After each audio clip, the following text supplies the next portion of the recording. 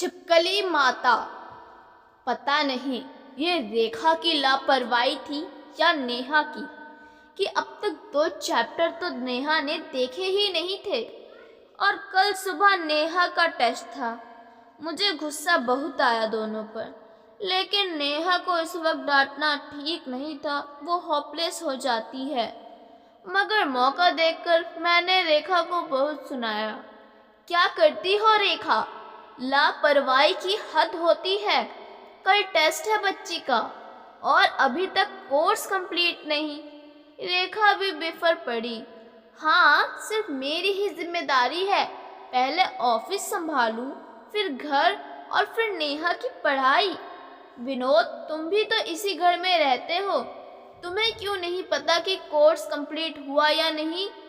इस वक्त रेखा से बहस करने से ज़्यादा मैंने ज़रूरी समझा कि बाकी बचे दोनों चैप्टर किसी भी तरह कंप्लीट करा दिए जाए। रेखा भी जल्दी से काम निपटाकर नेहा को पढ़ाने में लग गई। आखिर देर रात तक पूरी शिद्दत से मेहनत करके नेहा के दोनों चैप्टर कंप्लीट करा ही दिए हम दोनों ने। सुबह उसे जल्दी जगाकर एक बार फिर से रिवीजन करा दिया। मैं नेहा को लेकर जैसे ही घर से निकला, अचानक नेहा खुशी से चहक उठी। Yes, today I will rock पापा।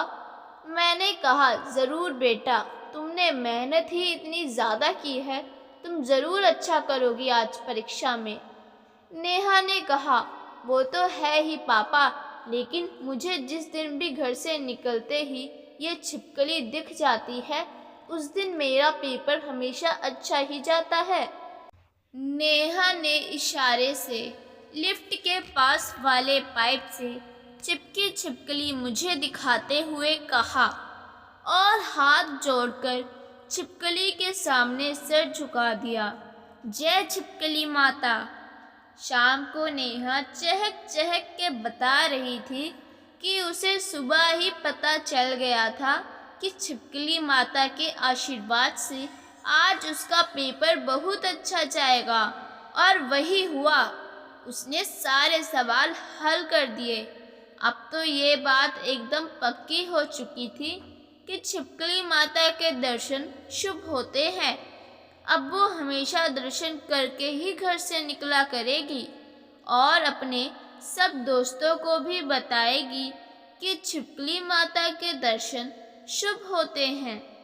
मैं अवाक सा खड़ा उसकी बातें सुन रहा था और अपनी रेखा की रात 2 बजे तक की गई मेहनत को एक छिपकली से हारते देख रहा था।